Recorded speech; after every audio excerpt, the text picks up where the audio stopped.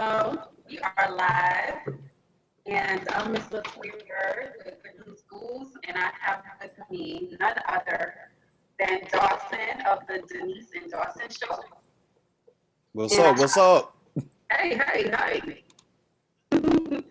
Thank you for joining us. I know you're very Thanks for busy having national traveler. me. Thank you for being on the scene. And Thank we you. have a special guest this evening, Mr. Sam of HBCA, the HBCA group. Sam, welcome. Thank you for having me. No doubt, you are stirring up some controversial um, conversations and soon some very powerful events. So let me give you guys the background so you'll know why we're even doing this. So Sam has an organization called HBCA, Hold the Black Church Accountable. And with today's social climate, today's racial climate, the climate in our communities is so detrimental. We're looking for solutions everywhere. We're looking for them at school, at work, at church, on our block with our neighbor. And so Sam has this solution that he's proposed to the community, and it involves, the Black churches. So as we are looking to unify, as we're looking to move forward better as a collective group, Sam is like, what are we doing to hold some of these institutions in our community accountable? And, it sparked a conversation with Dawson and myself, I think like 2 weeks ago after we saw Birth of a Nation, we had the opportunity to, give our commentary and our golden 2 cents. And, the HBCA group came up in the conversation. And so what better time than now, especially here in Miami, to talk about holding the Black church accountable. So Dawson, why were you so inspired? Why was this important for you to say, hey, let's reach out to Sam? Because I think a lot of things that are affecting the Black community now, a lot of it can be definitely uh, related to things that are going on in the Black church.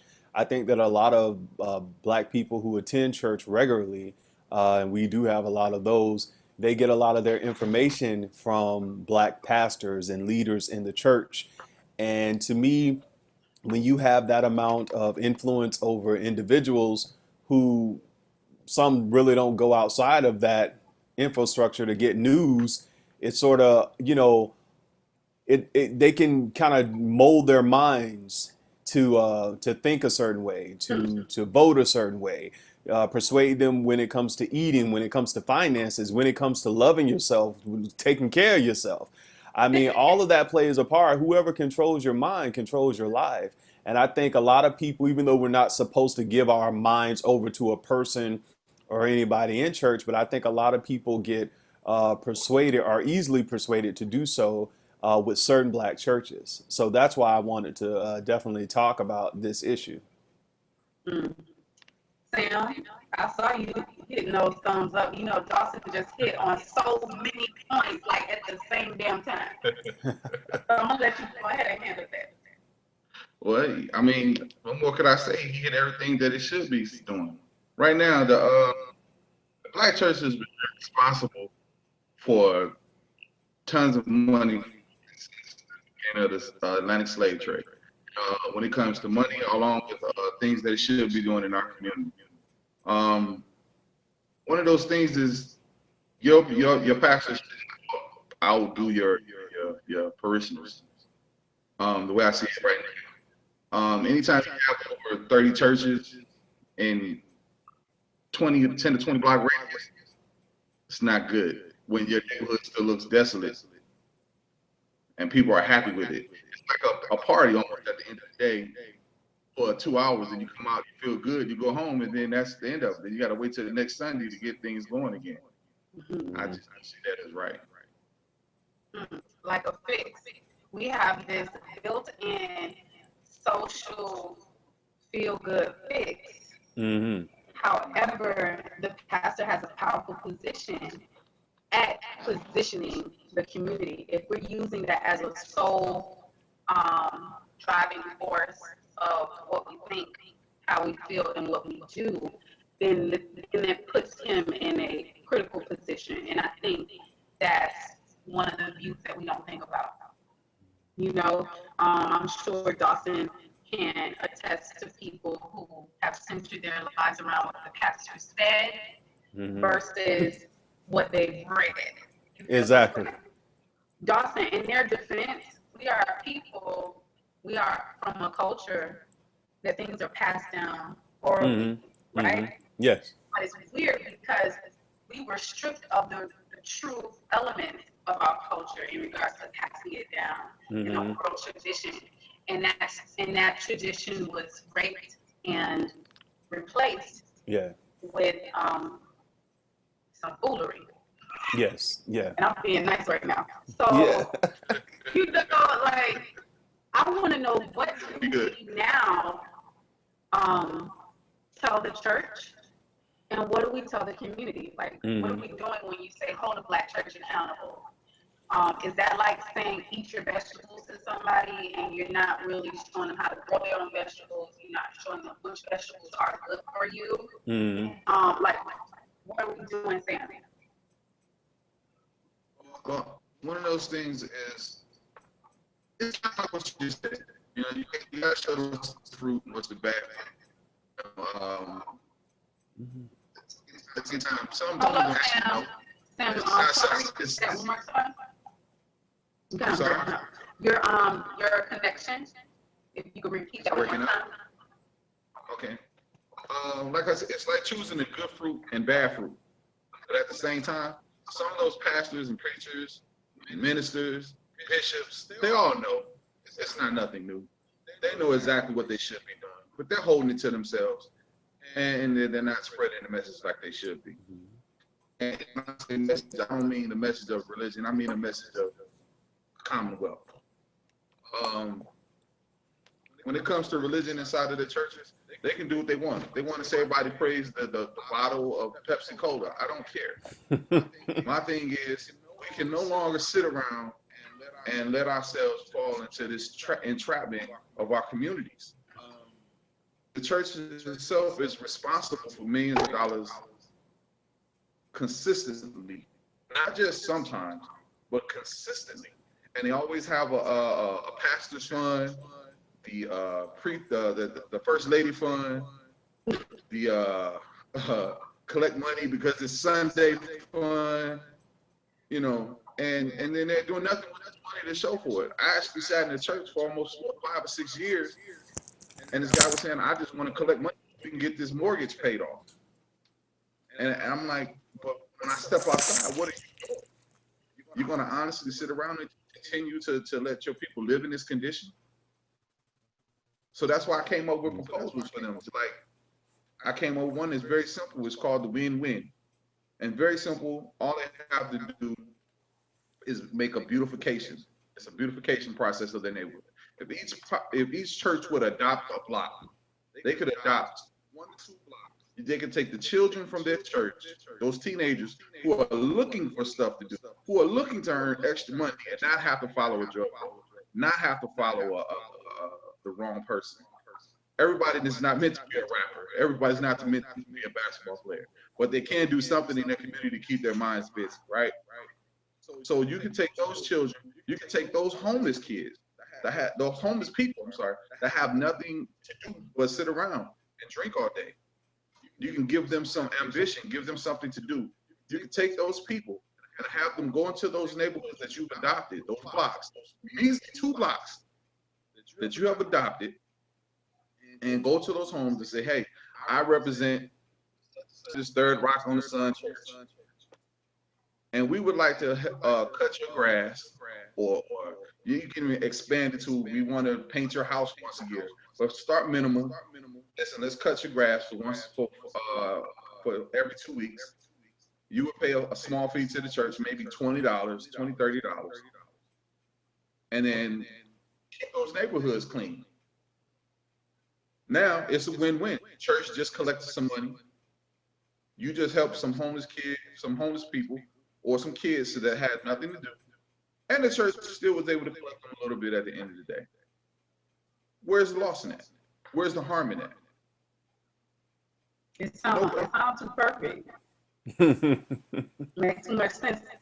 And I've learned that things that make too much sense are things that you have to hold somebody's hand and really do it with them. So I'm interested to see what kind of hours and volunteerism Sam and the HBCA group put in holding the church's hand. I think you just have to do it maybe once, and kind of put yourself in that church's shoes. You know what I mean? Like I said, it's one thing to tell somebody eat your vegetables and to showcase to them why it's so good. You know what I mean? Right. It's another thing to show them how to grow it, to tap into their taste buds, and to show them how to prepare it, to show them how to preserve it. You know, right. So I would like to go on a field trip with you on your first, holding the hand of the church type of thing. So yeah. Okay. I will gladly have you aboard. So my next thing, Dawson, is that he has the win-win situation set up. And do you know how many people in those church pews do nothing but go to church on Sundays, or nothing but go to church on Wednesdays? They're actually a large amount. I don't know the stats, but definitely in the AME churches, you have a large amount of HBCU alumni. We have a large amount of Black professionals, retired Black professionals, that fill these pews. And I think if we really, Sam, if we really engage in effective networking, which is a perfect platform for building the village approach, to usher in solutions for our community, the way we used to do it, the way we used to live, we will be better off. It will make holding the Black church accountable, holding the Black community accountable, holding our Black police, holding not even Black anything, holding anybody accountable. It will make it a lot more feasible if we had networking in place in the community and within the church. Sometimes there's businesses not even being patronized or used or supported by their own church members. Yep. That's crazy. It's very crazy. And the funny thing is that inside of those churches, they have people alone. If you don't even want to just go with, say, the pastor doesn't have to have all the burden, right? He can get people that's inside of the church and help him out. That attacks, which is called the Black Wall Street. Inside of every church, if anybody, by the way, if anybody wants to check out my website, which is www.hbcagroup.com, they can see all the proposals, they can see all the game plans, they can see the Black Bank Initiative and everything there at the website. But the one proposal that I was just referring to, Black Wall Street, is dealing with inside of every Black church. There's always a banker who has some type of experience in finance, someone who has an experience in how to set up banks, or how to teach someone how to do their taxes and things of that nature, right? Imagine if you have those people and they team up with the church and says, church, let's show you how to set up a portfolio. Let's show you how to set up your money so we can set up us a bank. We can set up a credit union. And we can take that money and we can set up loans for the people in our community, which will allow them to be able to purchase their homes, will allow them to be able to purchase land around them. Okay, and if they allow them, if they put themselves in a position where they can purchase their homes and their land, they can put them in a position to start opening up business. Absolutely. In every aspect outside of that. And when we have those businesses and those homes and that land, people will respect those areas and will take care of those areas. And those areas will become our own Black area. In every major city, there's always a Chinese town. There's a Hispanic town. There's a whoever town, a Greek town. Where I'm from, Detroit. And there's no black town. In the words of Dr. Claude, where's our black town? Where's our African American town?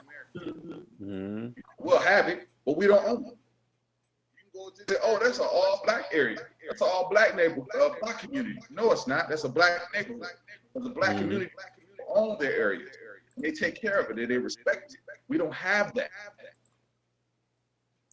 We don't. We need that. We need it desperately. And this is no disrespect to Martin Luther King or Rosa Parks. But a few years ago, I had this little campaign on Facebook. No Dr. Martin Luther King boulevards, no Rosa Parks avenues.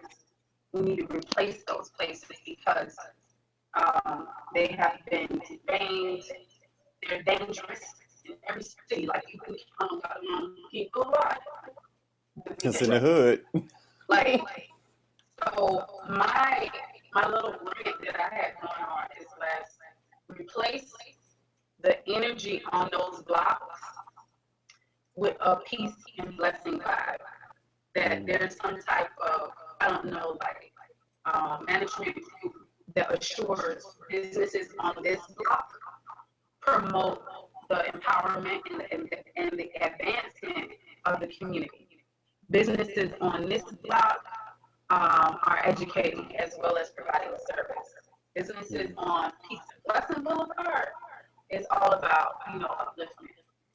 And to me, it does have to be a multifaceted solution to a multifaceted problem. And I love the fact that you give these solutions in nice little packages to the churches.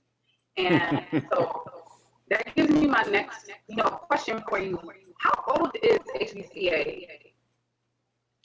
We've actually, officially, we started in October of 2015. It started out as just an idea on Facebook. It was out of frustration. I was an avid church goer, going every Sunday, and I just came out one Sunday and then I looked around and I felt like when Malcolm X was standing outside of the church when the people came outside the church and he said, "Look at it, still the same Sunday, ain't nothing different." Yeah. And that's what I felt when I came out. And I said, "There's nothing different in my neighborhood. It still looks the same. It still looks dirty. I'm actually walking home and looking at it. There's nothing changing." And I'm like, this church that the pastor sent up here praying every Sunday. We spent $3 million. Okay. So now all I want you to get money to help me pay it off. You're not building the house. You're actually going every Sunday. You're driving past these people. That's ridiculous. So after taking notice to that, I decided it was time for me to do something. So I knew there had to be other people that felt like the way I felt about it. It's just the problem is a lot of people are scared, timid, or don't have the balls. So did you say didn't have the balls? Do not have the balls. Ladies and gentlemen, you need the ball. Okay. So I started the Facebook along with my brother, and we started putting conversations together about it. First, it came under scrutiny because people thought it was, oh, they're just trying to, some white Jesus. So they're just attacking the church. No, it's not about the church in that aspect. I could care less what you do religiously, honestly.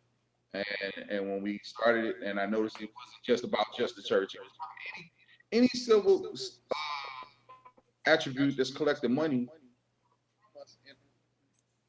So that could be the Nation of Islam. That could be Boots. Doesn't matter. If you're sitting there and you collect funds of our community and you're not doing anything, then I have a problem.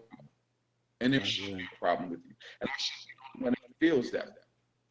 So I had to get other people involved. And next thing I know, I started meeting people who felt the same way, and they started helping to push me along. And before you know it, here I am, a year later, ready to take it to the next level. I'm taking it beyond just social media platform. It's time to get into the streets and get busy with it. Take it to the streets. That man just said he's a year old. Wow. He's done so much on social media, and now he's here. You feel me? And I'm really excited to have had the HBCA showcase their organization with the New Schools publication. I really appreciate that. And I appreciate the networking through the South Florida Black Business Directory and the networking we've done with other Black media platforms, especially Miami Times. And congrats to Sam, you know, he was on the front cover of two Black media publications this month. So I'm really, really proud of Sam for getting, you know, exposure, for getting the recognition, and now I'm already congratulating him in advance for partnering with churches in the community. I don't know any details, but I can already see that coming. So Dawson, what would you like to see Sam doing in the community? I just hearing everything that you said is definitely needed. I just say stay with it.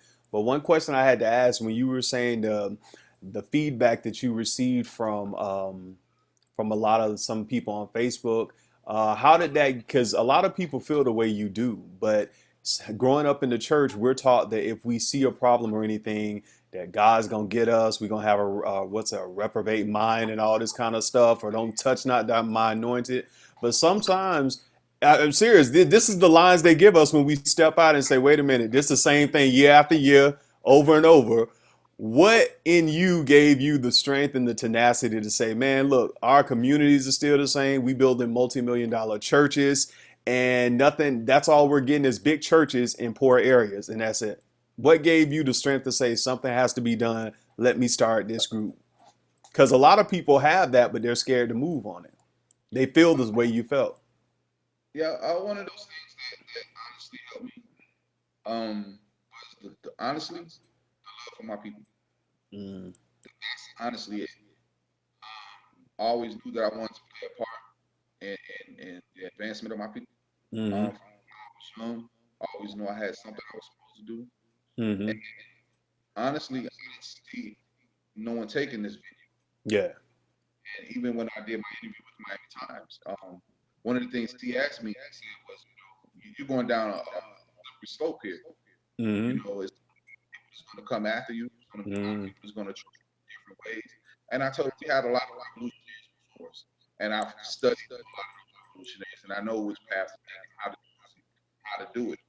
I have mm-hmm. good information, but I don't want to feed them. But to get right to it, the thing that honestly, outside of my people, my people is my family. They the ones Mm, that put me on and say, you know, you can do this. And my business partner, Dwayne Bennett, mm-hmm, he's been a big, even at times when I was talking about backing off of him for a little while. He actually called me out of the blue and told me, Sam, you can't do this. This is what you are meant to do. And he went out of his way to make sure that I was anything I needed to do. He went out of his way to do it. He was the one that gave me wow. the idea.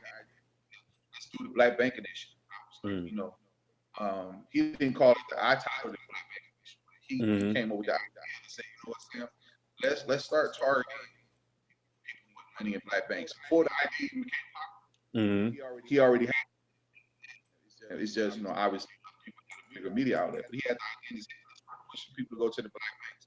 That's why we created the t-shirts. It says, I pay my tithes to the black Yeah, I banks. like that T-shirt. Um, because we want people to know that why waste your money there if we're not doing anything? Mm, It's a waste of uh, you're funding somebody else to live a good life. yes, So why do you have to die to get your good life? That doesn't make sense to me. I But agree. outside of that, you know, I think as long as we stay on the path that we do, we continue to do a good job. Yeah, yeah, I agree.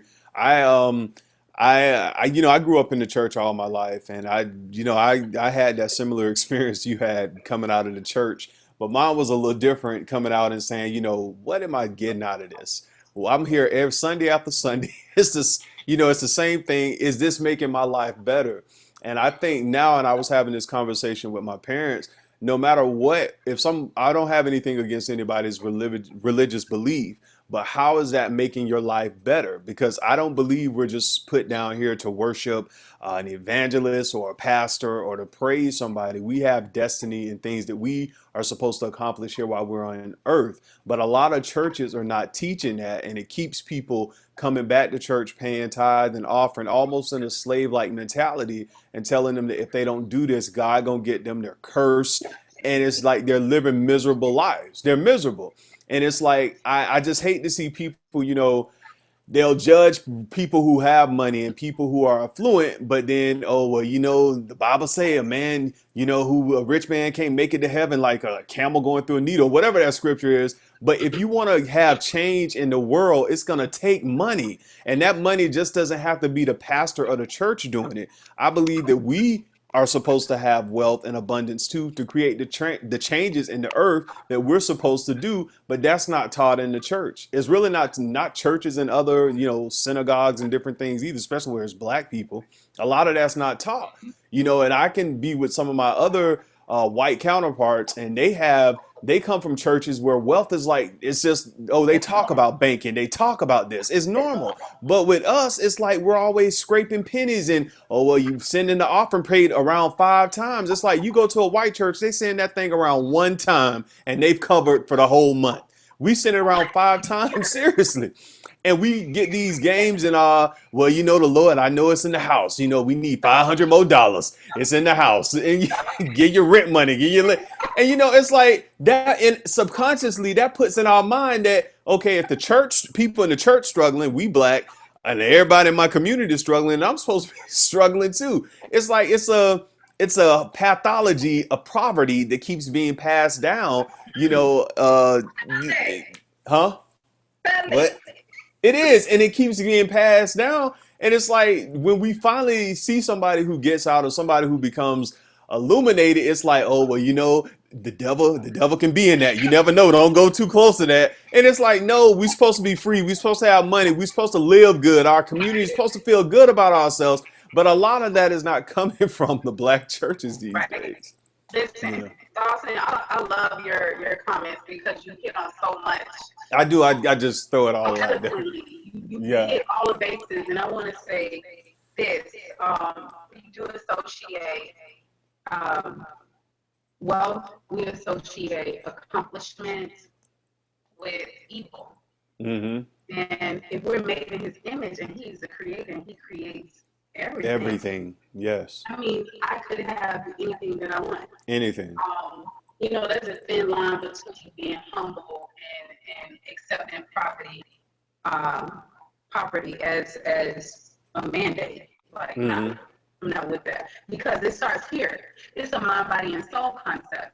So if I'm impoverished in my mind, then it's obvious that I will be impoverished in every other area of my life. Mm-hmm. So that brings me to, it's not just the church's responsibility. These parents and everybody in the community, teachers, we need to be looking at things on a holistic approach, that when we do something, we need to understand that it's going to have a mind, body, and soul effect on everything that I'm connected to. Yeah. So if I'm poor in my heart, if I'm poor in my mind, if I'm poor in my spirit, that's going to affect everything else. Mm-hmm. So that brings me to the conversation that I had with Sam earlier. And when I interview people, one of the questions that I always ask, my signature question, is, what are you going to be doing 100 years from now? Mm-hmm. And that's only because, I love Dr. Jewel Pookrum. She drops that science about us in our bodies, the science behind us having this vessel that can last for ages, right?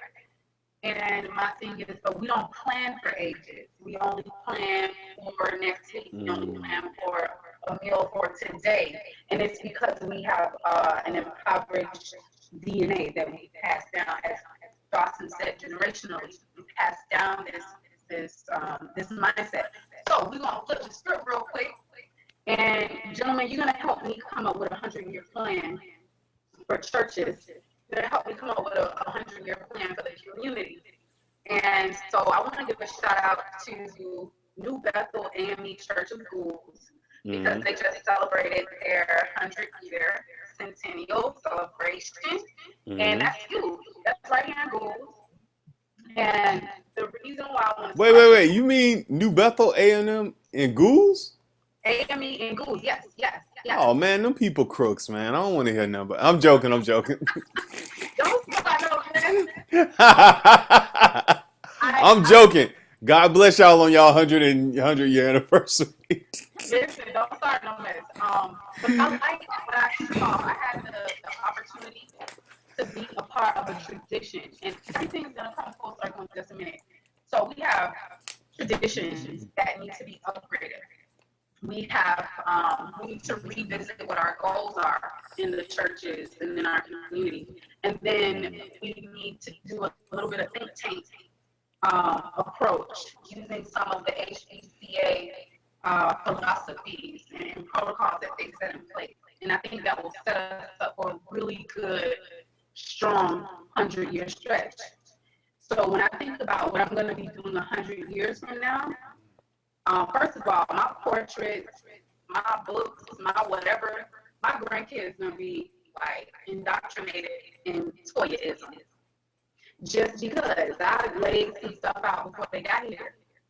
You see what I'm saying? And then the things that I'm attached to, the things that I've been blessed to create and be a part of, that should also have a 100-year minimum, a 100-year plan. Forget a 5-year plan. That's tomorrow. What about a 100-year plan? Because at the end of the day, the 1% counterpart, Yeah. the 1% counterpart, they plan out further than that. They take a military approach to securing their intellectual properties, to securing their inventions, to securing their corporations, of which that was built on the backs of labor. You already know that. So now it's time for us to put that thing in perspective and ask us 100 years from now, will we be still wearing Jordans? 100 years from now, like, will we be still paying a light bill? Shout out to Nikola Tesla wireless interview, like 1800s.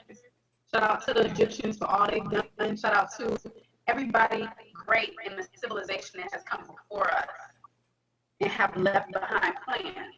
So now it's time for us to hold our own self accountable. Can you dig it? Yep. Very true.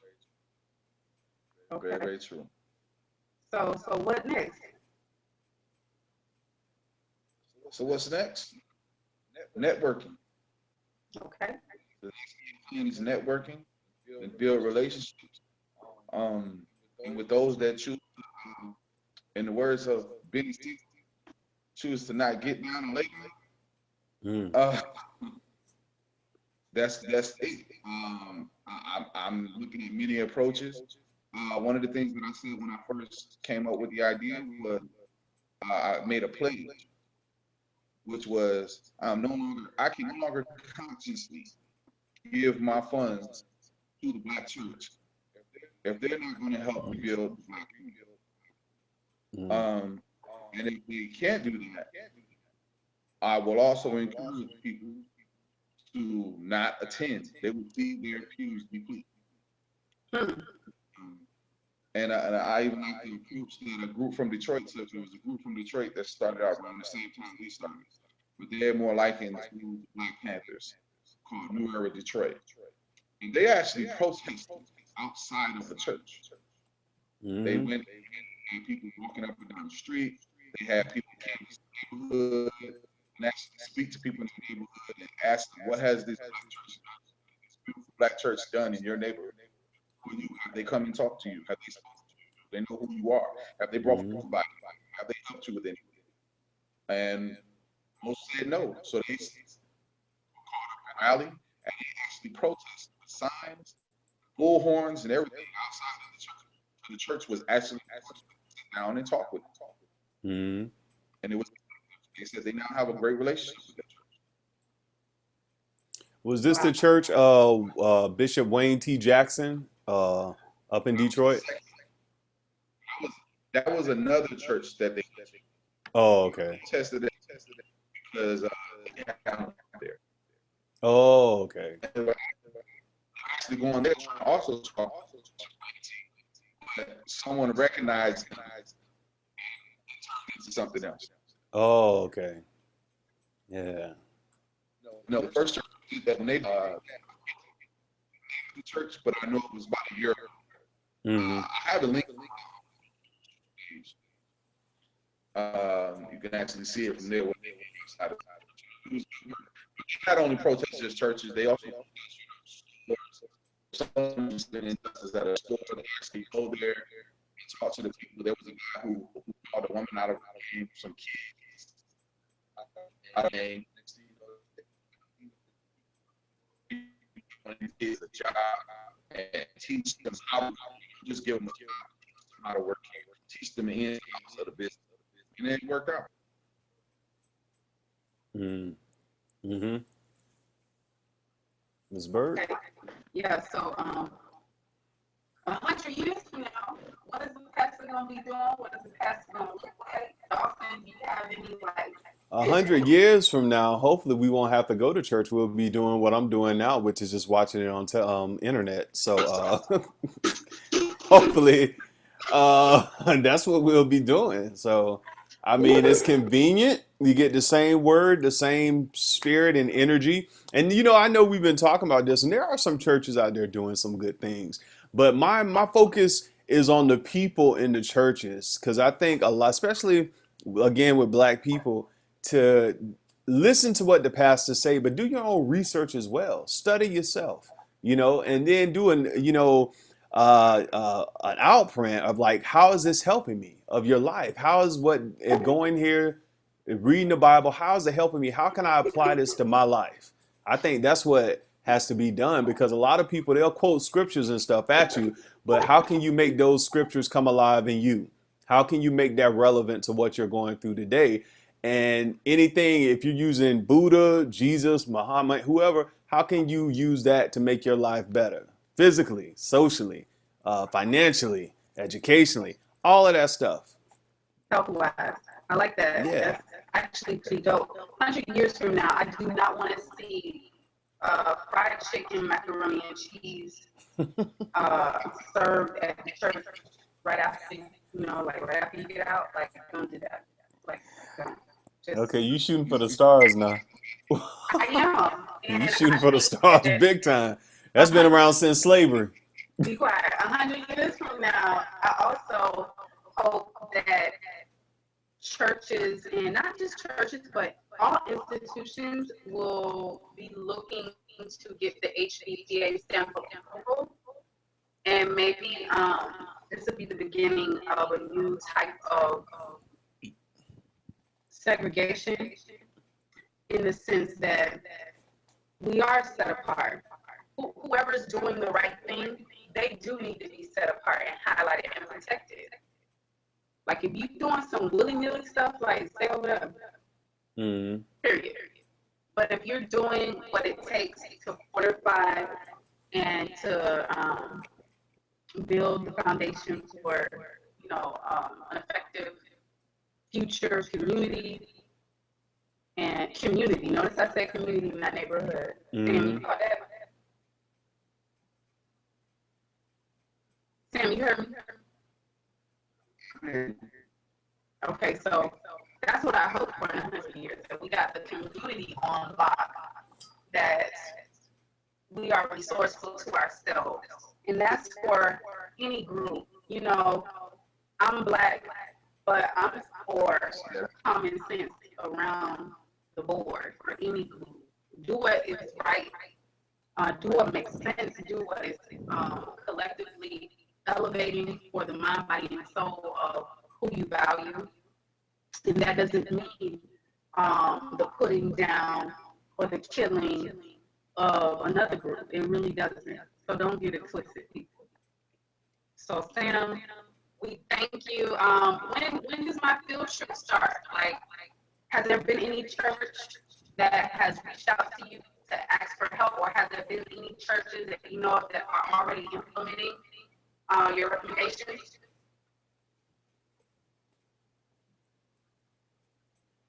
Uh, Hello? did Sam? we lose him? You might have He'll took a probably break. come back on in a minute. Okay. Yeah. Dawson talking about I'm shooting for the stars. You Prior shooting to for the stars. The church ain't gonna drop that. Soul food is a part of their Southern culture, especially black churches. But I But would like to see vegan food. What? what about vegan soul food? Vegan soul food is the best, man. It is. And I mean, it's a mindset you have to break in order for people to try that. But I guess after when people get tired of the doctor visits and all this stuff, and you know, we, because of eating unhealthy and not eating right, then they'll change. Until You then, know what? That brings me to this 100 years from now. I'm looking at healing centers at these mm, spiritual institutions. Like yes, that stuff that we taking, like saying it's Tony, like when you see Benny Hinn, like on his jacket and people just falling up. Like yeah, I want to see everybody doing it. you Like do. yeah, when are we gonna learn about that? I think we lost Sam. Oh yeah, I I don't thought see he was him. gonna call back in. He might call back in. Just wait a moment. But I do. I want to see churches having a healing hour, and it's Mm, miraculously happening like on the spot, not like go home, call me in the morning and see what happens. By that time, we should have evolved enough um, to be doing those types of things. I mean, I feel how it says that we do greater than he did, but mm. it's definitely not happening now. Yeah, but I think we have some of those things available now. Healing centers and most like spiritual centers and like New Thought churches and things like that, or Christian Science churches, because they understand, What? things of Christian Science churches, New Oh, Thought churches, more like metaphysical churches. There's a wonderful one that I attended some years ago and still look up in Miami Gardens Universal Truth Center for Better Living Incorporated. The pastor, the late Reverend Mary Tumpkin, and I still have videos and stuff I listened to of her. She passed away a couple years ago. And then there's also a current one up in Atlanta, Hillside. And they have areas in the sanctuary before worship where you can meditate. They want people to come in there and meditate. And then they have a spiritual center. All of that helps us, though, because we want I the experience to go to church, shout, pump me up, like you said before, almost like a fix. But when you do a fix, it's only going to fix you for that little bit of time. So what you going to do for the rest of the 6 days that you got to live? So it's about knowing how to activate that same power in your life 24/7, not just when you go to church. And we have heard that. access. I We heard have that. access. Yeah, we have access to God 24/7. Say So, it again.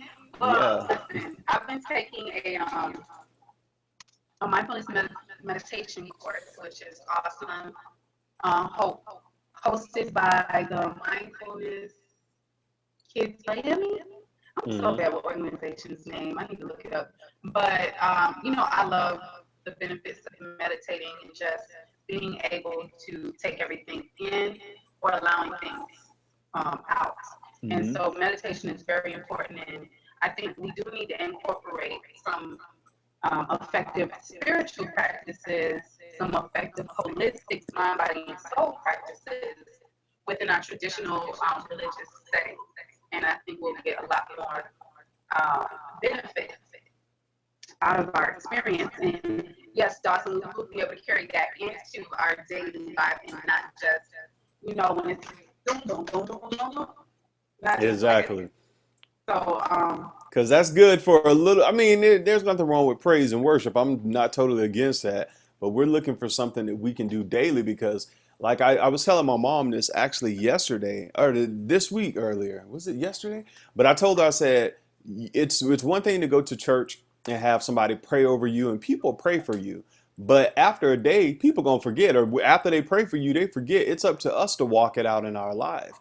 whatever we want God to do for us. And I think so many times, because we've been traditioned in church to, go here and God gonna work it out, God gonna work it out. Everything is a process, and some things God's gonna work it out through you when you're with yourself, by yourself. There we go. There we go. They let me back in the game. Yeah, yeah. They starting early trying to attack me. They starting early. I see. I'm glad you're back on. I asked a really dope question. Okay. But I was asking before he turned out. What's the question? I'm trying to remember, Dawson. Do you remember? Oh man, I just went off somewhere. I forgot. I didn't We really talked remember. about. Last thing I heard when it was fading out Oh, the was macaroni and cheese. had any churches reached out to me? Oh yes. As of right now, no. I've reached out to churches.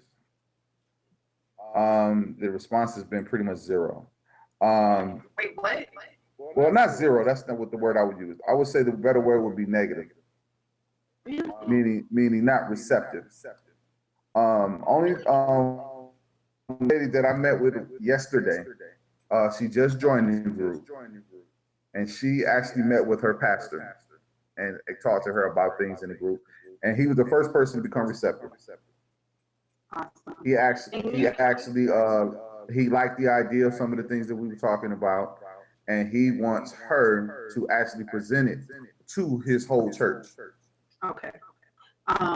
So as I was saying earlier about New Bethel AME, before Dawson tried to put some salt in the game about this church in my community, Reverend Dr. Shaw, he was in agreement with the fact that Black churches need to be held accountable. So, Sam, if you have not been all the way down to Florida, I'm pretty sure we can work something out where you can either come and meet with Reverend Dr. Shaw and his team, or maybe even do a workshop with some of his leaders or whatever, or with the congregation. I'm not sure. I know one of the things that we can do, and I hope you're ready for this, because this sounds like the beginning. I'm ready. I'm more than ready. Because a meeting with the Black Caucus the other day, and we actually went to that. And one of our members, Mr. Bennett, we call him our man of action because he's so bold. And he actually spoke right to the Congress people. Listen, my name is Dwayne Bennett, and I'm from the HBCA, which stands for Holding Black Churches Accountable. And we want to know, what can you do to Black churches, since you guys are the Black Caucus, and this is a Black church. We are Black people. What can we do to make a Black community unite together?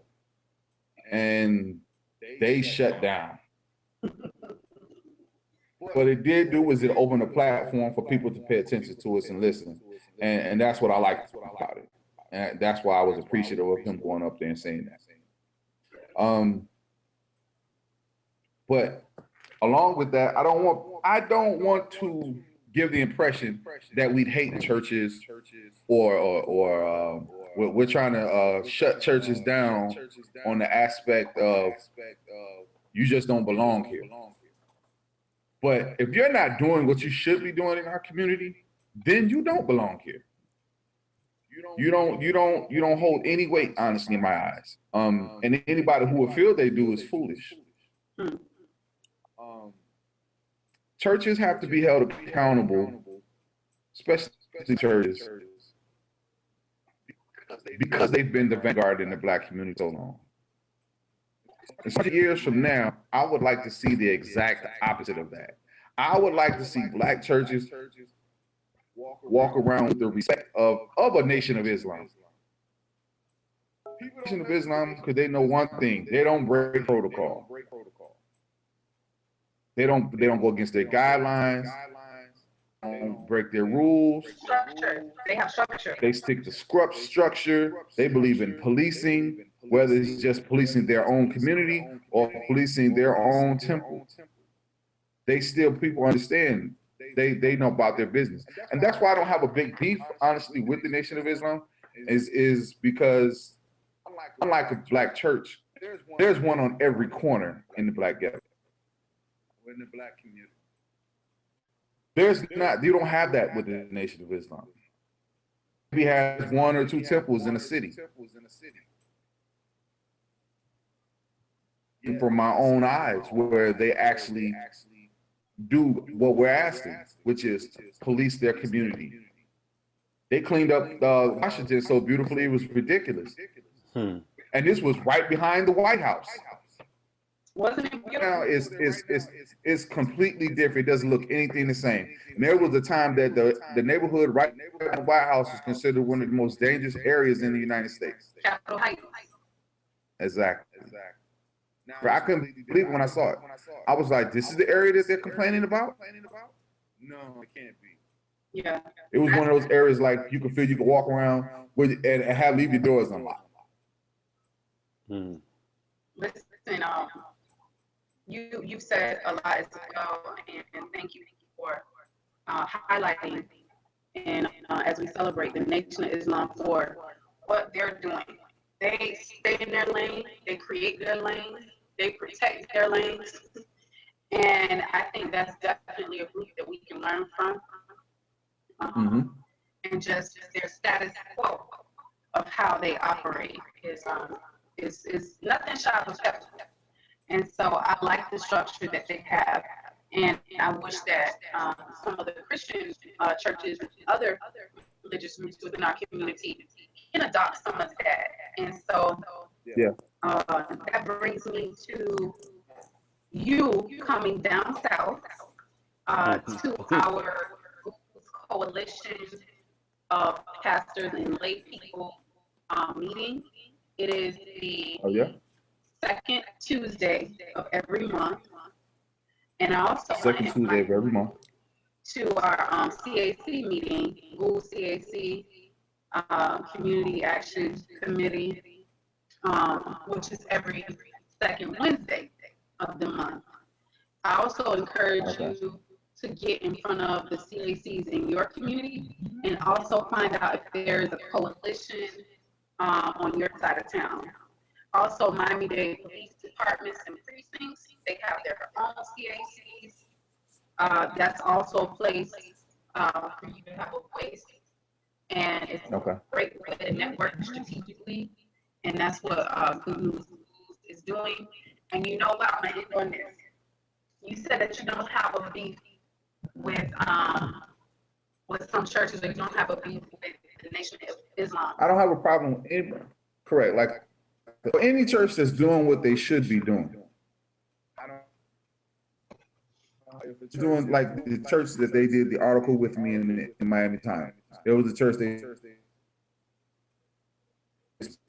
Reverend Jackson, something on that nature.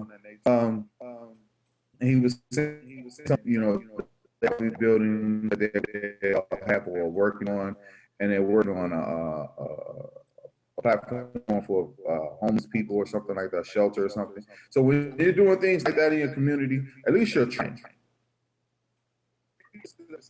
Or cook out. What are going to accomplish at the end of the day? It is feed the customers for that day, but there's a whole week. Accomplishment in that. So it's clear, people, that there's some criteria for us not to be beefing, you know, with certain institutions, and there's certain criteria where we do need to start holding individuals and institutions and organizations accountable. I just brought that up because I have my little What's Bigger Than Beef initiative, and in this conversation, what's bigger than beef? And beef, we know, is when we have an issue, when we have a problem. And when beef arises, it's an opportunity to focus on your goals, no matter what platform is given. When beef arises, it's an opportunity for you to focus on your goals. So in this conversation, the thing that is bigger than beef is accountability. Accountability is more important than beef. And that's the whole point of our conversation, is that we want to introduce to you protocols for holding your own self accountable. We want to introduce accountability as a long-term goal of yours as you plan out the next 100 years of your church, of your community. And we just ask you to be a little bit proactive. Network with organizations in your area, like HCCA, like Dawson and Denise as a media platform, like Goulds as another media outlet, and just connect and make these dots really matter, you know, so that we can see the big picture 100 years from now. So, Sam, thank you so much. Dawson, You're welcome. thank you so much. Is there Thank you for having anything me. that has to say, like in our closing little statement? Go ahead. No, just keep the conversation going. That's all I can say. Go ahead, man. My closing statement is very simple. Black people, we are on the verge of becoming oppressed. Mm. We are on the verge of becoming economically extinct. And if we don't do anything right now, if we don't take advantage right now, it's only going to get worse from here. This is a slippery slope that we have no way to ski up from if we don't take advantage from it right now. So I ask my people to come together and do what we need to do to change this. That's right. That's it. That's all right. That's powerful. I would like for us to talk again and introduce some new elements to help holding the Black church accountable, because I think that part holds true to the finance aspect, the economical component. But I want to know, what can we do to help the Black church be accountable for the emotional health of their members, and to help provide emotional services, social services to the community. So we'll have that conversation. Considering that your girl is a newly certified holistic life coach, so I'm into that. Oh, wow. Nice. Yes. That's what's up. Congratulations.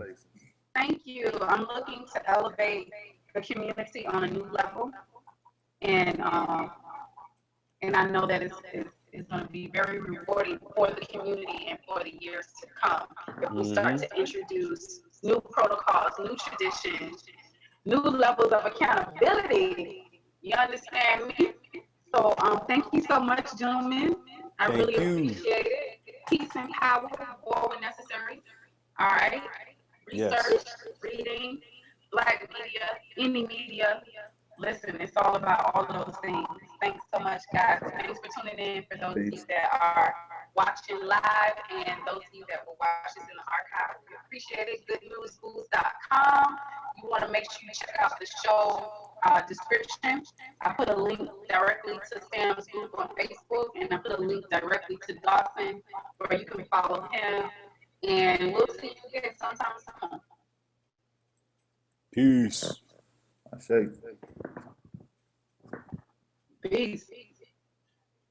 Oh, y'all like my function play? Y'all got Wi-Fi? Shout out to Drum, Big Baby Drum, and Erica Badu filling that single. What's up, Z Marie? Tell Z Marie I said what's up. What's up, Z Marie? And what's up, Miss Denise, Miss J Lo? Can't wait to connect with you again. Tell Denise I said what's up. What's up? Alright, we got it there. Bye, Sam. All right, peace. Peace. All right. Peace. Take care, man.